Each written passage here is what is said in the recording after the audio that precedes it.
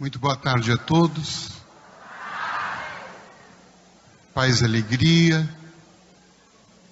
Na onda que a nossa amiga Miriam Isabel deixou, nós vamos prosseguir. Prosseguir no amor. E não dá para falar de amor sem falar de Jesus. É assim que a direção da Rádio Boa Nova quer encerrar esse encontro. Um coroamento do nosso dia, de emoção, de alegria, de fraternidade. E tudo isso sobe para encontrarmos Jesus. Como está em O Livro dos Espíritos, o modelo e guia da humanidade. Na questão 625, que nós provavelmente já estudamos, lemos muitas vezes.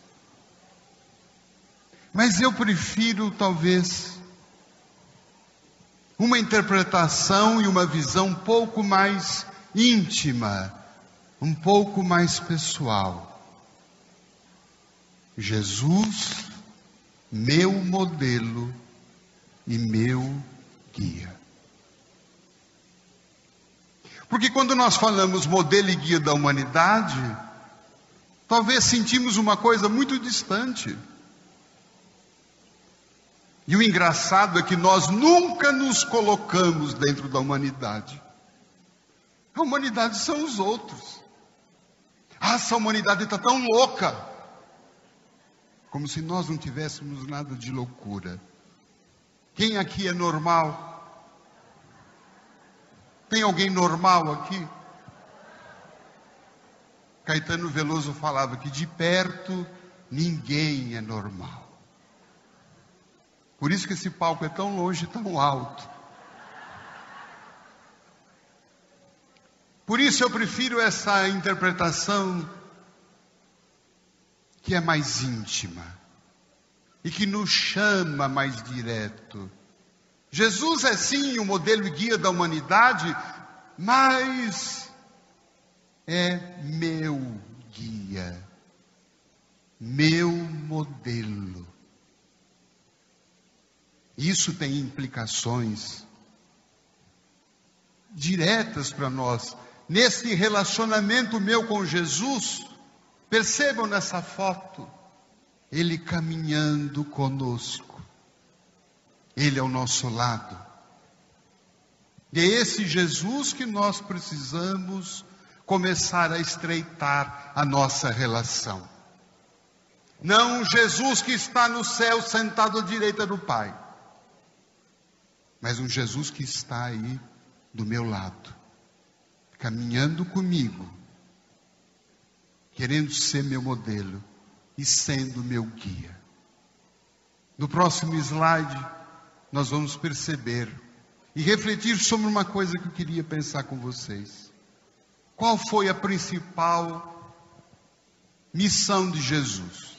Já que Ele é o meu modelo, já que Ele é meu guia, o que é que Ele veio fazer aqui na Terra?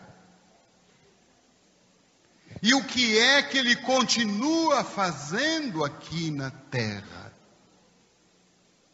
Isso é uma pergunta muito importante, porque se nós não pensarmos nisto, Jesus pode ser, talvez, muitas coisas que Ele talvez não seja.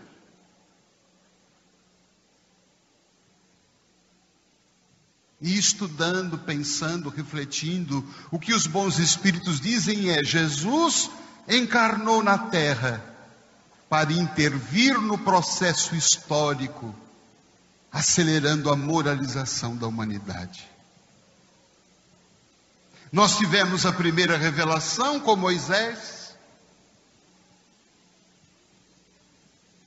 que trouxe noções importantes para nós, noções importantes para aquela época, mas que Jesus então precisava intervir para acelerar aquele processo do nosso crescimento, do crescimento meu, seu,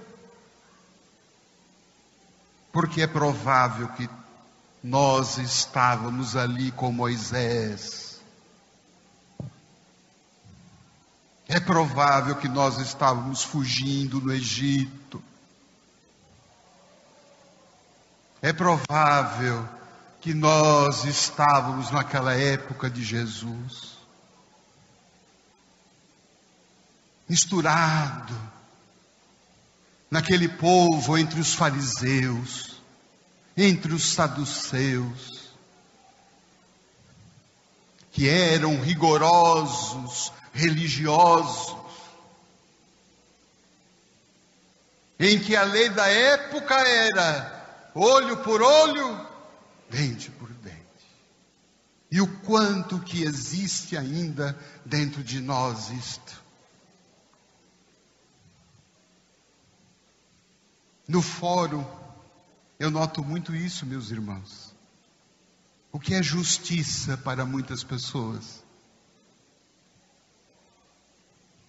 Eu pergunto às vezes para o autor das partes: o que o senhor quer que faça de justiça aqui? O réu está devendo R$500. Sim, deve pagar. E o réu propõe 450. E o autor fala: não quero. Mas é um bom acordo. Não quero. E o que o senhor quer? Eu quero que ele me pague. Tintim por tintim. Eu quero que ele me pague com juros, com correção monetária. Mas ele não pode, ele está desempregado, ele está com um filho doente. Ele perdeu a esposa. Não me interessam os problemas dele.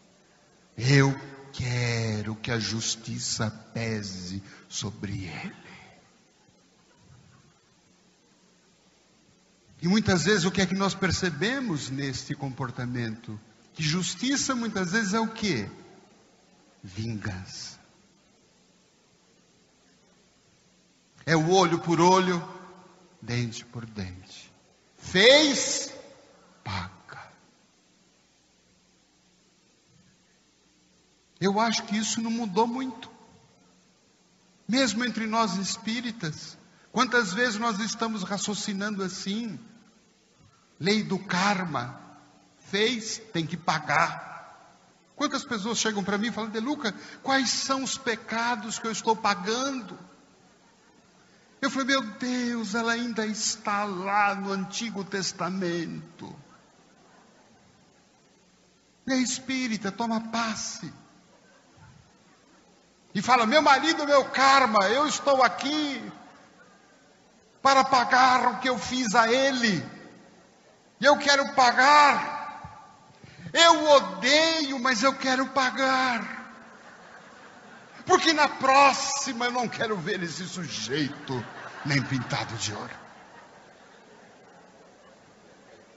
Falei: meu Deus do céu, não entendeu nada.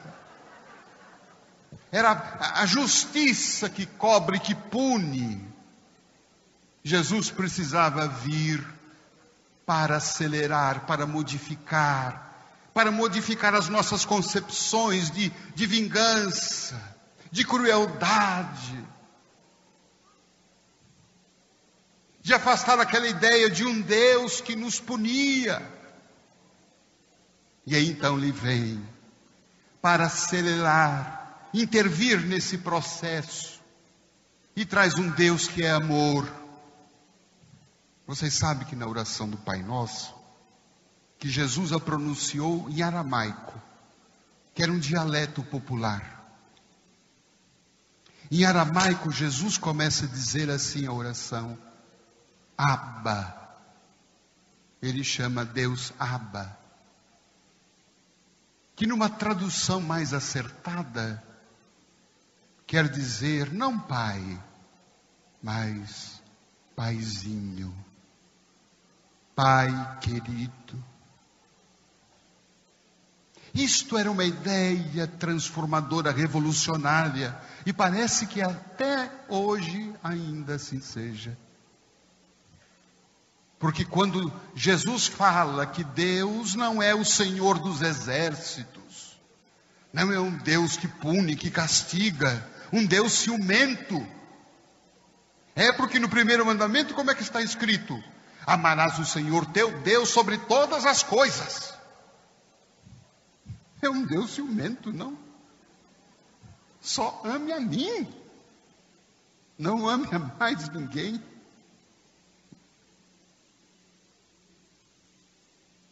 E aí vem então Jesus falando, o Pai da nossa família, que nós pertencemos à família de Deus. Não é linda essa imagem que Jesus traz? Pertencemos à família de Deus, onde não há filhos prediletos, ao contrário, todos são filhos prediletos. Não há filhos mais amados e menos amados. Não há filhos em condições especiais. Todos são especiais. Então Jesus vem intervir para mudar esse processo. Para mudar a nossa consciência. Não podemos mais hoje falar em raça, em credo, em religião, como elementos de separação das pessoas.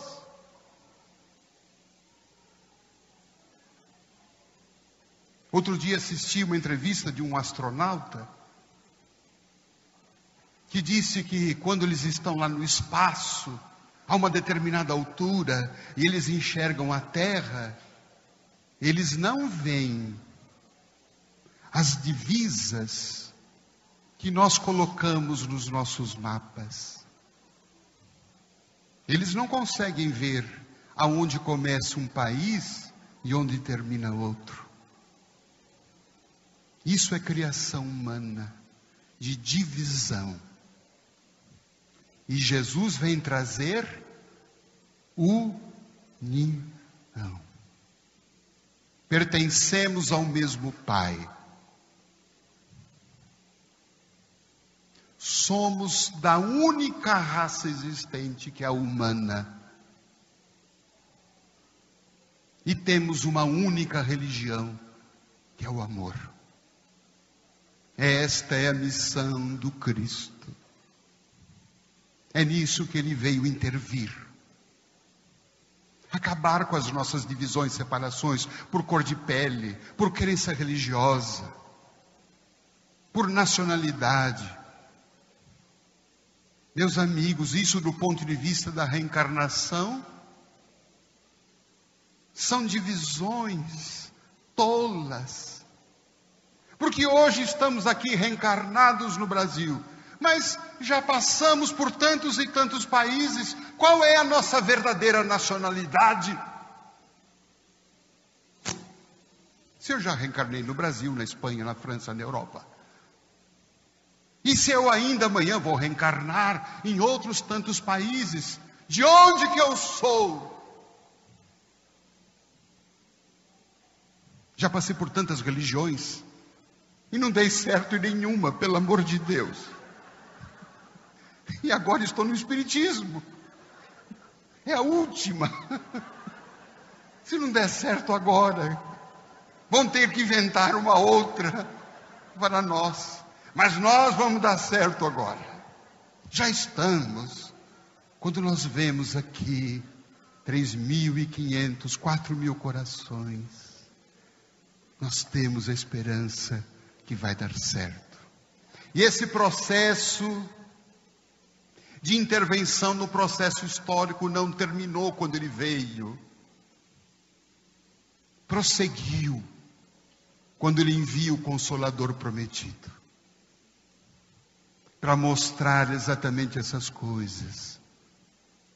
Que somos espíritos eternos, que estamos progredindo, que Deus é maravilhoso, que Deus nos ama, que Deus não castiga, que Deus nos perdoa, que Deus nos enseja a oportunidade de voltar, de recomeçar, de reconstruir, através das nossas experiências reencarnatórias. Estamos experienciando o amor de Deus, porque estamos hoje aqui, porque Deus nos ama, porque estamos reencarnados num país de terceiro mundo, para torná-lo o cerne do mundo. Que maravilha reencarnar no Brasil, em São Paulo, na Zona Leste.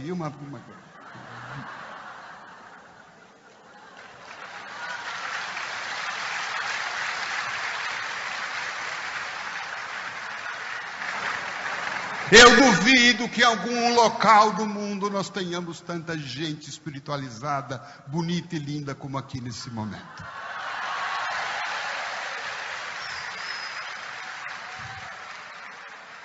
E eu duvido que nós tenhamos uma rádio como a Rádio Boa Nova.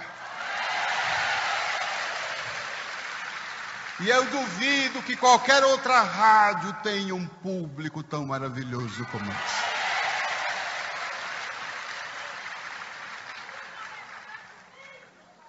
Jesus intervém nesse processo histórico.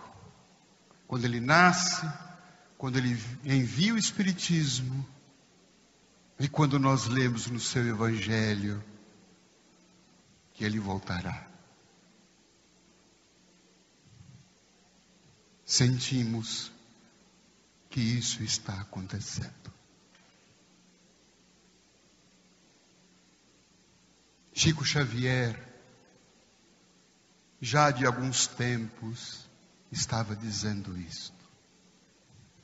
Jesus está na terra,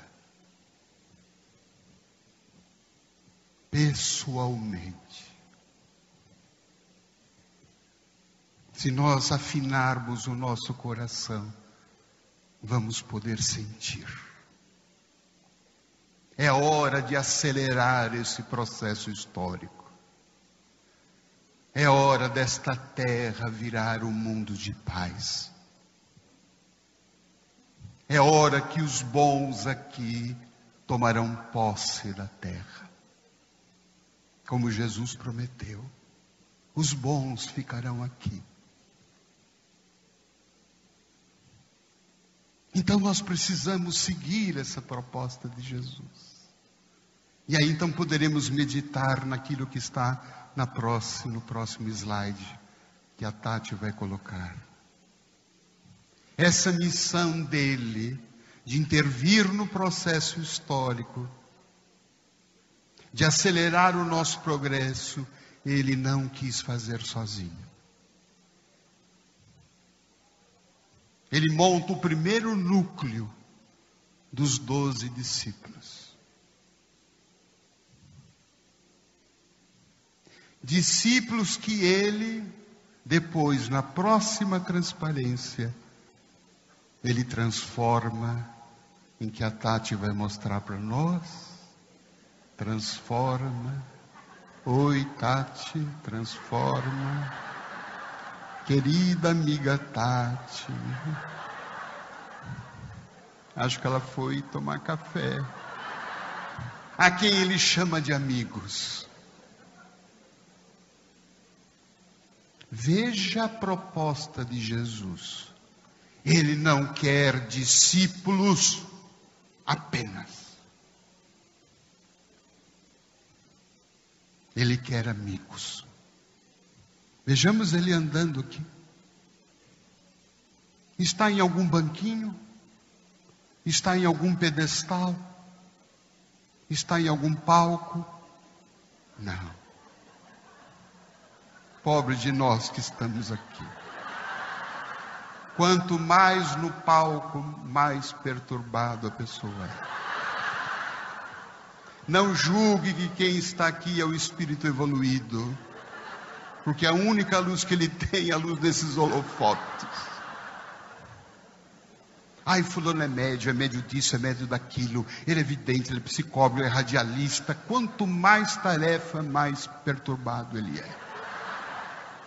E quando diz, De Luca, eu não tenho nenhuma mediunidade, graças a Deus, você já é um espírito de luz. Você não precisa nada disso. Então esse Jesus, que ele chamou de amigos, ele disse certa feita, está lá no Evangelho de João, eu já não chamo vocês de empregados, eu chamo vocês de amigos. Vocês são meus amigos. Aí está a razão da nossa relação com Jesus. Não de um pregador, mas de um amigo. Um amigo que me entende, que me compreende, que me aceita. Veja, olha o bando de mendigo do lado dele. Não é? Maltrapilho. Não tomava um banho há quanto tempo, provavelmente. E Jesus ali ao lado. E em que momento ele pensa em escolher os seus amigos, discípulos? Houve um momento na sua história em que ele toma essa decisão. Vamos tentar relembrar esse momento, que a Tati vai colocar para nós na próxima. Está lá no Evangelho de Mateus. Vendo as multidões, Jesus teve compaixão, porque estavam cansadas e abatidas como ovelhas sem pastor. Quando Jesus tem esta visão de olhar as multidões, rebanhos sem pastor, multidões que estavam cansadas, abatidas, ele diz aquela frase célebre: a seara é grande e os trabalhadores são poucos. E aí então, ele resolve instituir e nominar os seus 12 primeiros amigos. Ele dá o nome, ele chama. Estavam todos ali reunidos. Haviam muito mais o seguindo, mas ele chama primeiramente os 12, João, Pedro, André.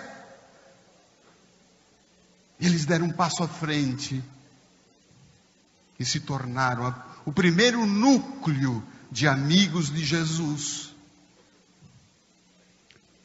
através do qual Jesus queria que a sua proposta, a sua missão dada pelo Pai de ampliar, de acelerar esse processo histórico de crescimento da humanidade, pudesse ser implantado na Terra. Só que essa história não começou, não terminou lá. Essa história não terminou nesse momento. Ela continuou. Jesus continuou escolhendo novos amigos. E Jesus continua escolhendo novos amigos, como nós vamos ver na próxima tela. E a esses amigos, ele deu uma missão com 5 pontos. Eu quero que todo mundo preste muita atenção. Quando ele nominou os 12, ele dá essa missão. A primeira: vão e anunciem, porque o reino de Deus está próximo. Curem os doentes, ressuscitem os mortos, limpem os leprosos e expulsem os demônios. Foi a missão dada ao primeiro núcleo cristão. O que é que Jesus estava querendo chamar a atenção deles? O reino de Deus está próximo. Ao contrário no Antigo Testamento, onde o reino de Deus estava o quê? Muito distante. Deus era para poucos. Vocês devem saber, por exemplo, que os cegos não poderiam entrar no templo judaico, porque se entendia que, por falta de visão, eles não conseguiriam ler e ver o templo de Deus. Os paralíticos também não podiam entrar, porque se eles eram paralíticos, não poderiam andar dentro do templo. As reuniões no templo, por exemplo, só poderiam ser realizadas se tivessem pelo menos 10 homens. Embora se pudessem ter ali 50, 100, 200, 300 mulheres, mas se não tivessem 10 homens, não poderia ter reunião, porque as mulheres eram consideradas pessoas de segunda, terceira, quarta, quinta categoria.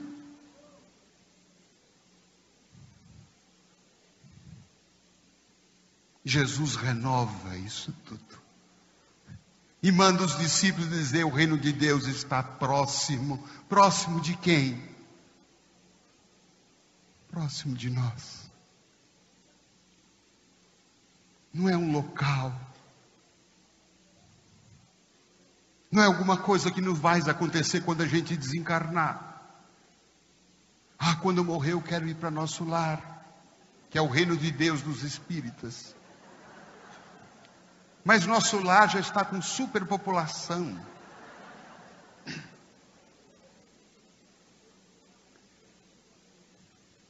Mas para ir para lá é preciso viver bem aqui. Você imagine lá no mundo espiritual, vivendo ao lado de Bezerra de Menezes, vivendo ao lado do ministro Clarencio, de Madre Teresa de Calcutá. E a gente louco para saber as fofocas da terra. E lá eles não falam disto.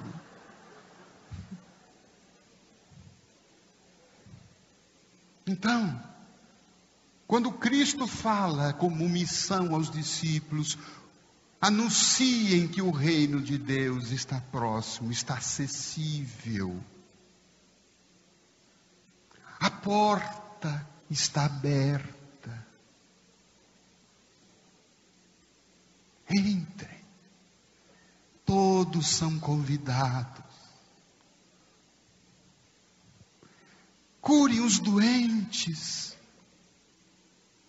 Que mensagem tão atual. Que estamos vendo hoje tanto progresso científico, a medicina avançando tanto e tanto, mas ainda a humanidade cada vez mais doente. Se já não são as doenças do corpo, são as doenças da alma.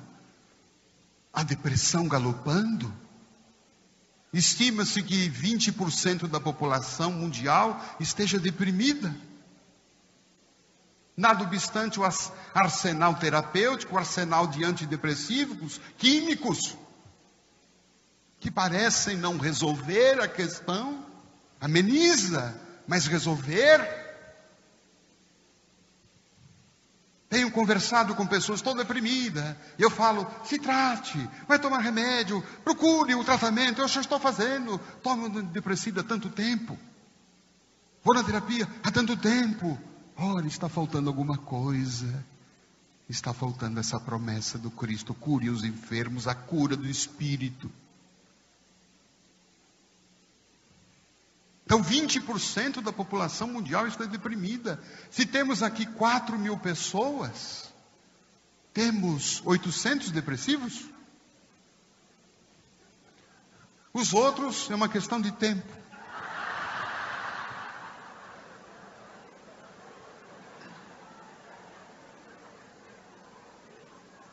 Os Estados Unidos, que são tidos como um dos países mais ricos do mundo, qual é o remédio mais vendido lá?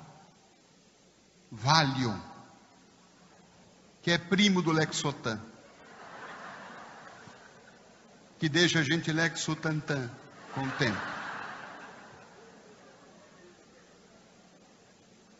Fizeram um estudo na Universidade Federal de São Paulo para descobrir qual é o perfil psicológico das pessoas que infartam. Claro, fizeram o estudo com os que sobreviveram.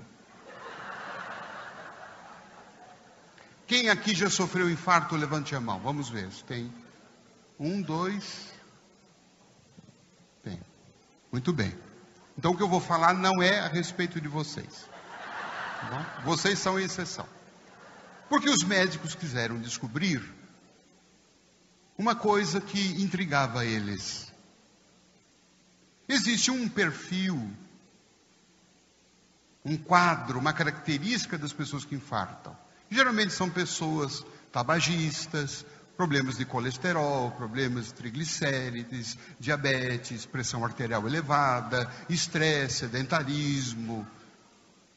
Mas eles começaram a perceber que há muitas pessoas que infartam que estão fora desse quadro. Pessoas que estavam com esses índices metabólicos normais, não tinham problemas de pressão. Por que elas infartam? E esse número, pasmem os senhores, é um número maior do que aqueles que estão nos grupos de risco. Então mandaram pesquisar, pediram aos psicólogos que fossem examinar as características dos infartados. E para ver se havia algum ponto em comum entre eles. E descobriram que geralmente, não é regra geral, mas geralmente, com as exceções das pessoas aqui presentes, né? Os infartados são do tipo o quê? Pessoas ansiosas, perfeccionistas, não levam desaforo para casa, competitivas, e que gostam tudo das coisas nos mínimos detalhes. Pessoas que querem matar todas as moscas, colocar todos os pingos nos is. Eu quero tudo explicadinho, direitinho, no horário. As coisas no lugar, o jornal desse lado, a mesa desse lado, a toalha, a colher, o garfo desse lado, o prato desse lado, a comida tem que sair nesse horário, porque sair no horário dá confusão.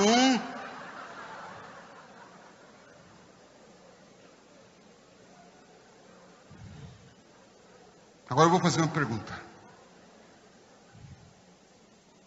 Quem é candidato que infarto, levante a mão.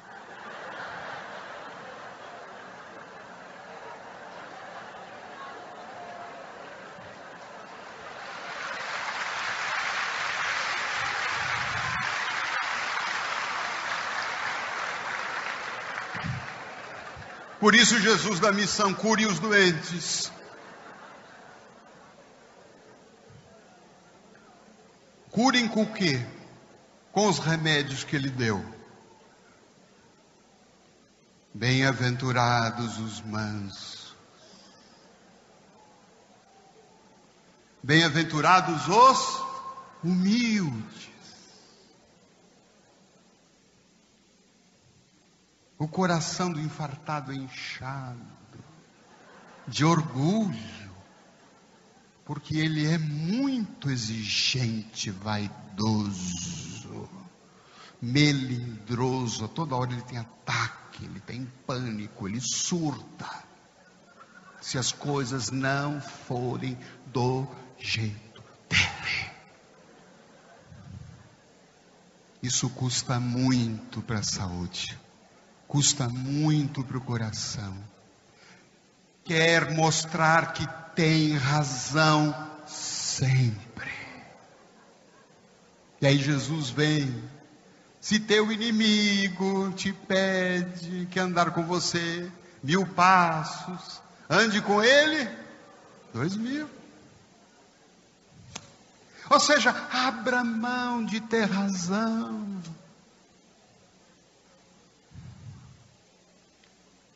Abra mão de querer todas as coisas do seu jeito.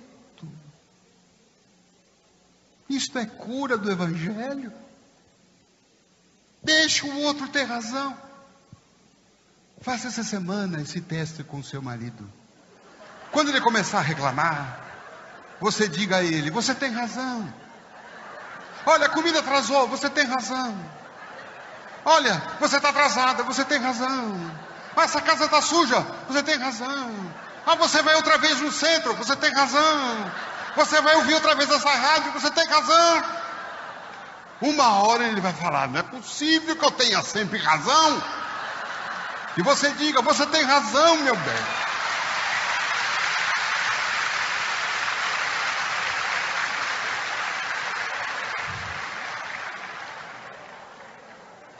Isso é paz no lar. Muitas pessoas perguntam: Delu, como é que eu vou ter paz lá em casa? Pare de querer ter razão.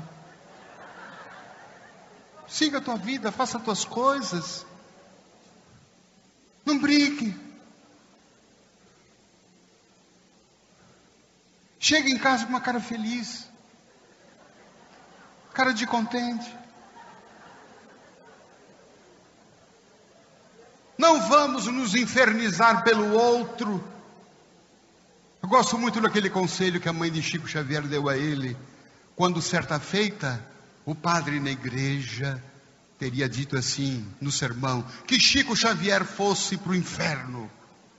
E um amigo muito caridoso que estava na missa correu e já foi contar para o Chico. Eu sempre tenho uns amigos caridosos assim, né? E o Chico ficou muito magoado, muito triste. Começou a chorar, e chorava, e chorava, e chorava. E chorava tanto que esse choro demorou uma semana. Até que a mãe espiritual dele apareceu. Filho, por que choras tanto? Mãe, a senhora não sabe. O padre me mandou ir para o inferno, mãe. E a mãe falou assim: ó, Chico, não vá.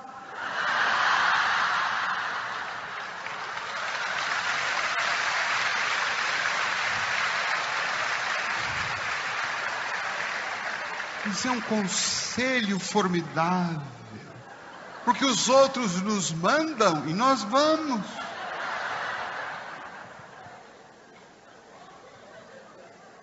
Isto é cura, cura do espírito. Cuidar de mim, me amar, me respeitar. Deixar o outro ser o que ele é. Parar de brincar de Deus, de querer que o outro seja a minha imagem e semelhança. Não é isso que nós fazemos em casa? Tem que ser do meu jeito, tem que fazer como eu quero, tem que seguir a minha história, tem que ler a minha religião. Ainda há pouco uma mulher no autógrafo disse assim para mim: Luca, eu tenho uma frustração. Eu falei: o que foi, minha filha? Meu marido. Eu queria tanto que ele estivesse aqui. Eu queria tanto que ele fosse espírita. Eu falei: mas ele é um bom marido? Excelente. Eu falei: não mexe nele, pelo amor de Deus.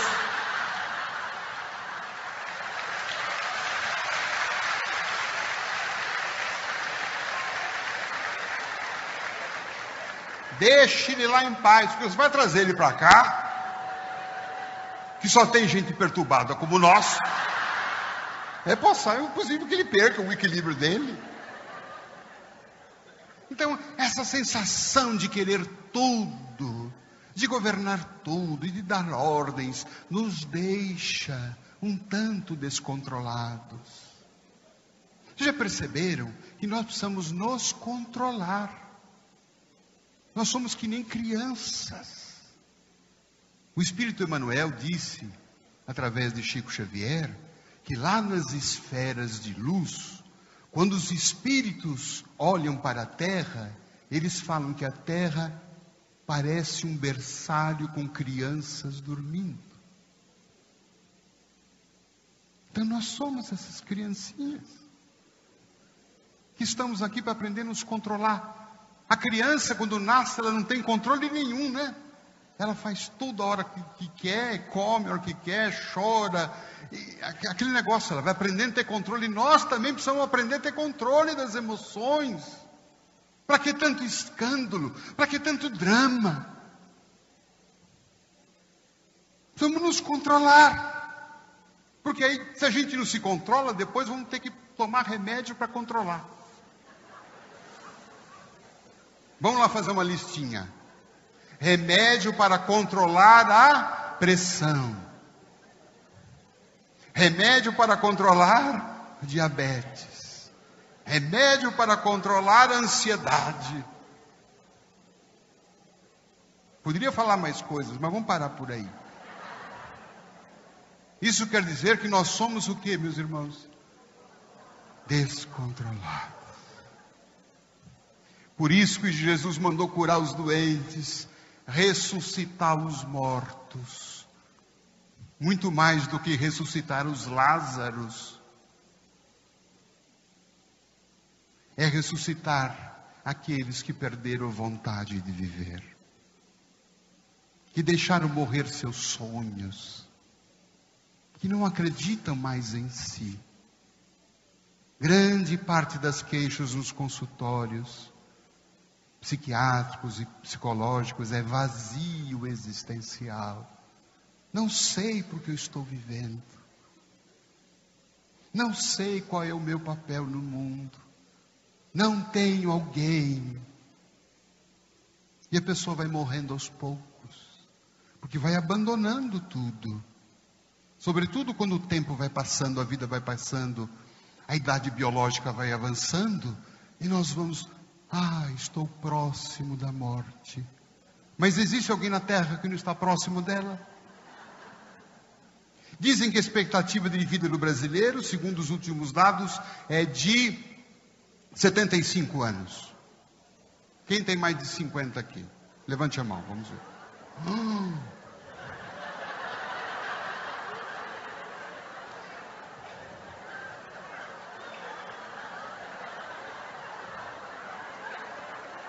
Entenderam? Nós estamos o quê? Já estamos voltando.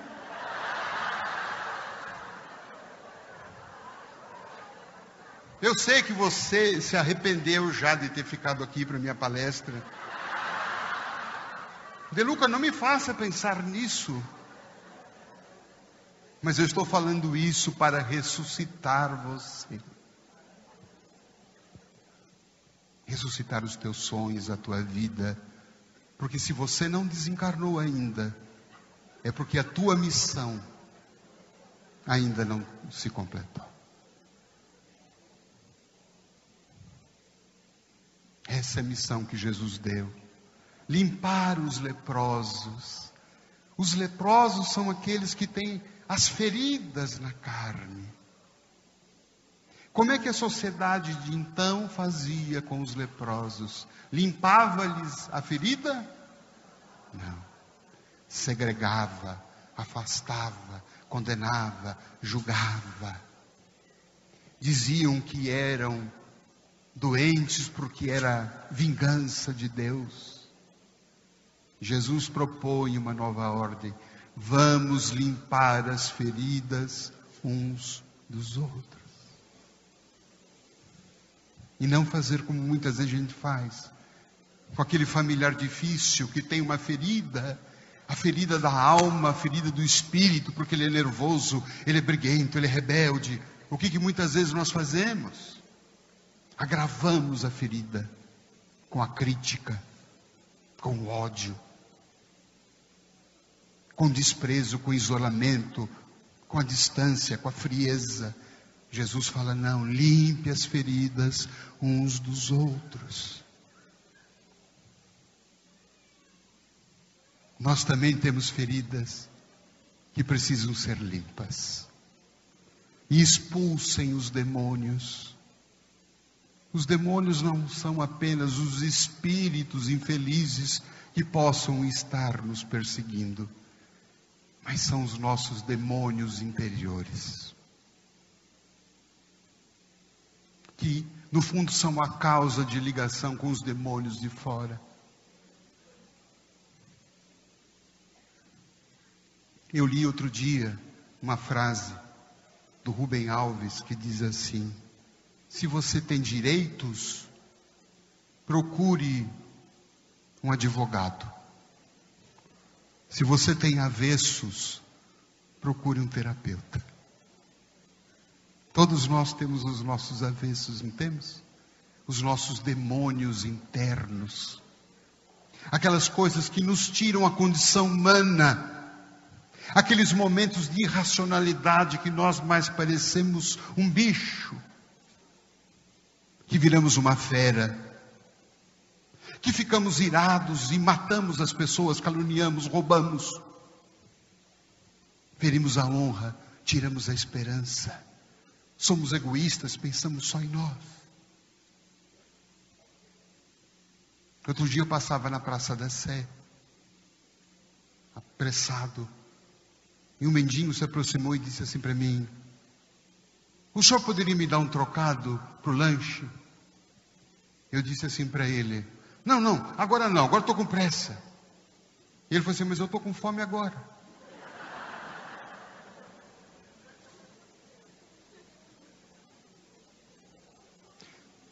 Uma pesquisa do Ministério Público do Estado de São Paulo diz que 90% dos crimes de trânsito, dos homicídios no trânsito, são cometidos por motivos fúteis. Ninguém tolera uma fechada, uma batida. Alguém que nos passa na frente, que tira a nossa vez. Aquele motorista que vai pelo aquele corredor lateral, que ele não deveria trafegar. E a gente parado ali na fila, e ele vai, passa. Eu falei: meu Deus do céu, que iluminado. E aquilo nos irrita. Eu já contei, por aí ou aqui, não sei, quando um dia me deparei com um motorista desse, e ele passou pelo acostamento e ia, parecia um espírito de luz que ia. E eu falei: meu Deus do céu, o que é isto? E aí, quando acabou a rota do espírito de luz, que ele tinha que voltar para a pista, coincidiu justo no momento que eu deveria passar. E ele pediu passagem para mim. E eu, com toda a minha espiritualidade, o que eu disse? O que eu fiz? Passe. Não dei passe nele, não. Dou passe no centro. E eu falei: não vai passar. Em nome de Jesus, você vai ficar no seu lugar.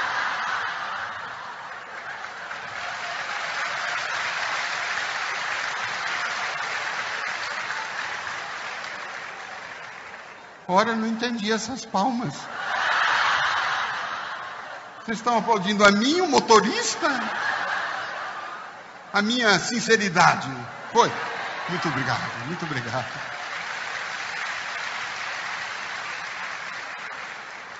Veja, eu querendo pregar o reino de Deus, a paz no mundo. E ali naquele momento, quando ele passou, eu não deixei, ele ficou bravo, partiu por trás de mim, me cortou pela direita e me deu uma fechada. Eu falei: isso não vai ficar assim não. Eu ensaiei a mesma coisa. Quando quis fazer aquilo, senti uma pontada na cabeça. Eu falei: opa, o que é isto? Fiquei preocupado. Aquela pontada que dá aquela zonzeira. Falei: meu Deus. Esqueci o motorista. Fui para o trabalho. Cheguei lá, fui no ambulatório, fui tirar a pressão. A enfermeira media 1, 2, olhava para mim 3, 4 vezes. Ela falou assim: o senhor passou algum nervoso? Eu falei: não, nenhum. Ela falou que a sua pressão está um pouquinho alta. Quanto? 19, portanto. Corri o risco de desencarnar ali.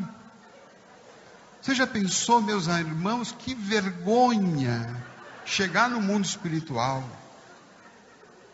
e doutor Bezerra de repente perguntar: meu filho, o que faz aqui esta hora? Eu falei: morri, doutor Bezerra. Mas morreu do quê? Eu falei: de fechada. Não é vergonhoso isso? Eu preciso expulsar os meus demônios de querer sempre ter razão, de querer sempre ficar por cima, Quem que ele pensa que é? Só porque está com esse carrão aí.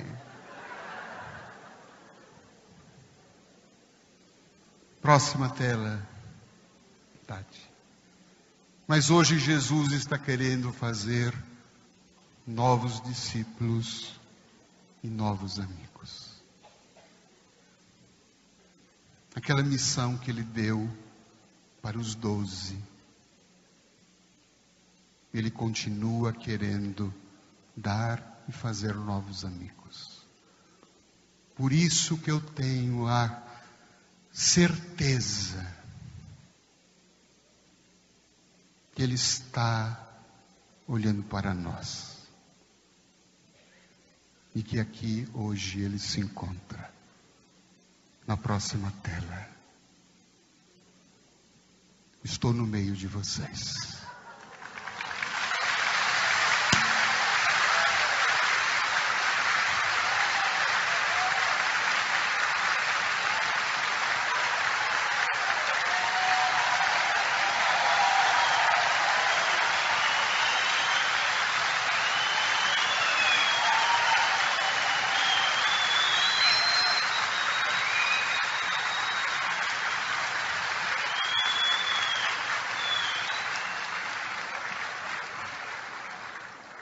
Ele já fez o primeiro milagre, que é levantar vocês. Vão ficar assim. Já que ele veio aqui, que ele quer novos amigos, nós vamos rememorar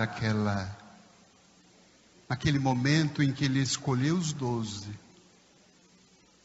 e que hoje vai chamar por cada um de nós. Vamos pensar.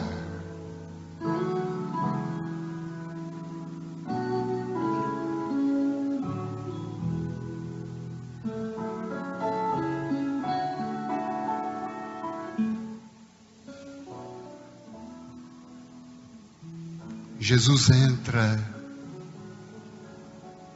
no salão, vai percorrendo todas as fileiras. E quando ele passa, ele nos olha, nos chama pelo nome. Vem José, vem Maria, vem Pedro, vem Paulo, vem Silvia, vem Carlos.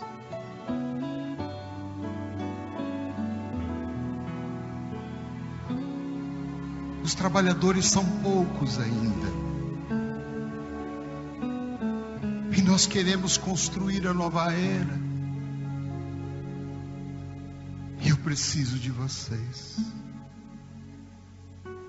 Não tem sentido querer fazer isso sozinho.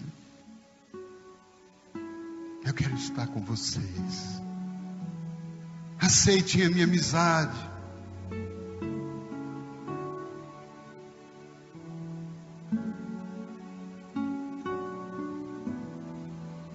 Eu não preciso só de 12 hoje, eu preciso de 4.000 pessoas que estão aqui. Eu vim buscar vocês. Eu vim buscar vocês da Boa Nova, que já têm sido colaboradores tão fortes, mas é que eu quero ampliar isto. Vem comigo. Será que eu posso contar com você?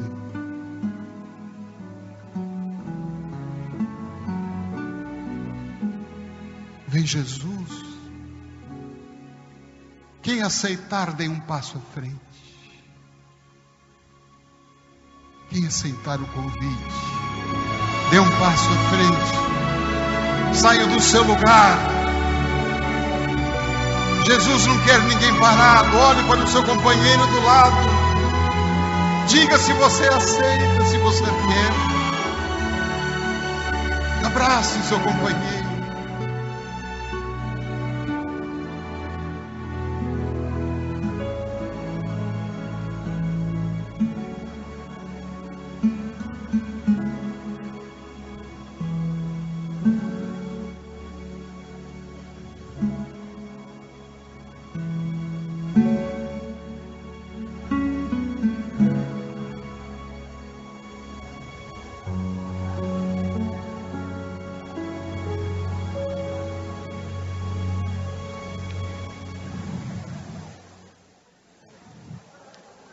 Jesus continua aguardando o nosso sim.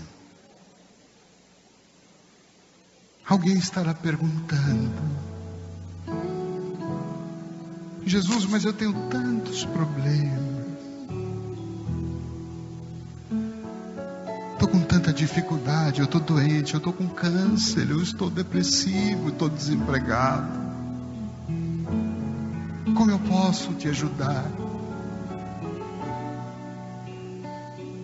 Jesus escolhe aqueles que talvez se sintam mais sem condições.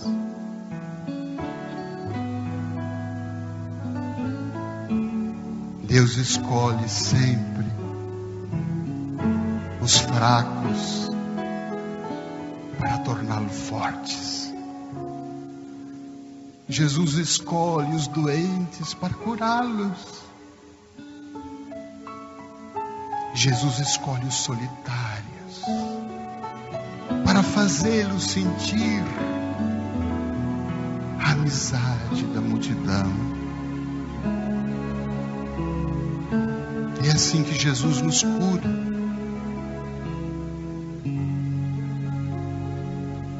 Agora o momento de tomar essa decisão. Não vamos mais sair daqui os mesmos. O encontro não pode ter sido muito bonito para nós se algo não mudou dentro de mim.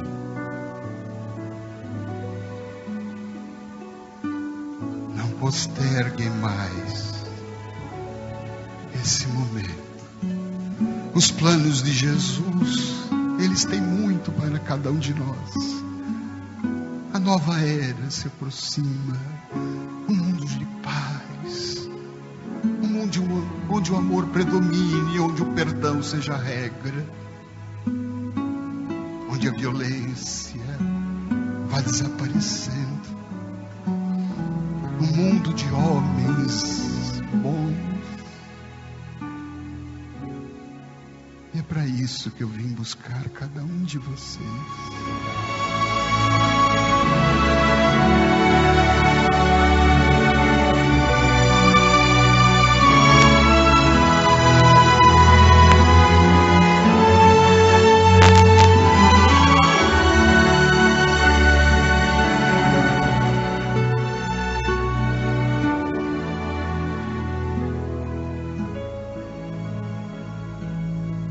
Meus amados, ouçam a voz do Divino Pastor que volta até nós.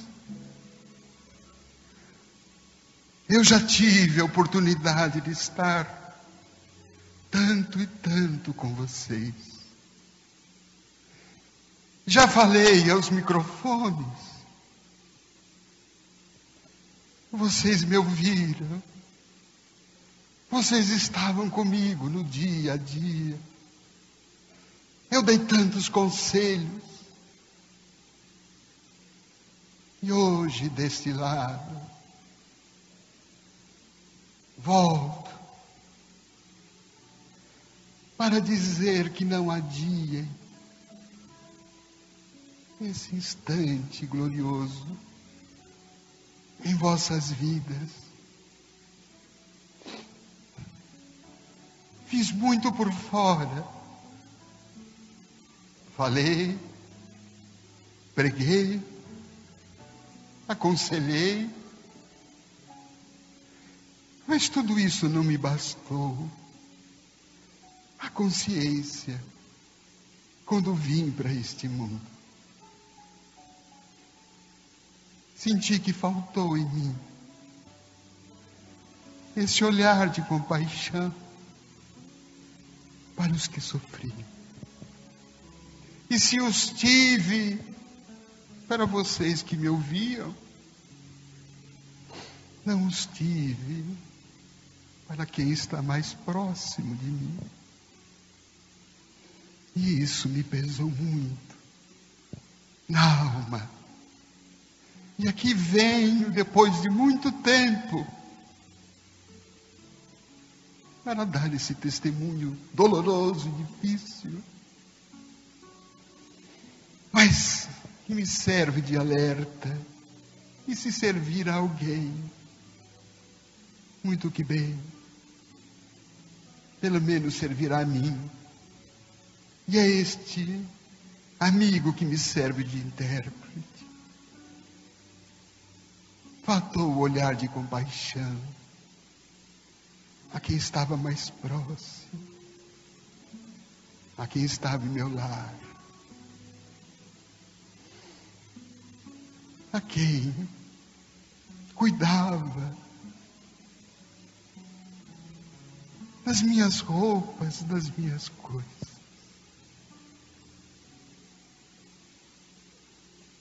Dei muitos conselhos, mas não me aconselhei com Jesus. Por isso venho hoje trazer esta palavra ainda inflamada, ainda candente, ainda amorosa, por esta rádio tão maravilhosa, que me serviu de escola, e que aqui deste lado hoje, revelando a vocês, também temos a nossa boa nova, conectada com a terra, conectada com o umbral, onde eu estou dando os primeiros passos no trabalho que Jesus espera de mim. Não mais trabalhar tanto a cabeça, o intelecto, mas falar mais ao coração. Talvez muitos me estranhem, mas estou aqui, revendo amigos tão queridos, me lembrando dos saudosos amigos Rubens, Delmar, Jéter e Gilvana, que foram anjos na minha vida. E há muitos de vocês que eu revejo com saudades no coração, dos momentos que tivemos tão lindos, e dos momentos que eu eternizei a minha alma. E hoje beijo as mãos de todas as pessoas que oraram por mim. Isso me foi muito mais importante do que as palestras e programas que eu fiz. Os corações que eu abracei, as lágrimas que eu enxuguei, e as lágrimas que até hoje, as minhas, que vocês me enxugam com a recordação da minha quase insignificante passagem pela terra. Como Zaqueu, eu quero subir o mais alto que eu puder, só pra te ver, olhar para ti, chamar a atenção de Jesus. E chamar sua atenção para mim. O que é que eu preciso? Eu preciso de ti, Senhor. Como precisamos. Quantos precisam do Senhor? Eu preciso de ti, ó Pai.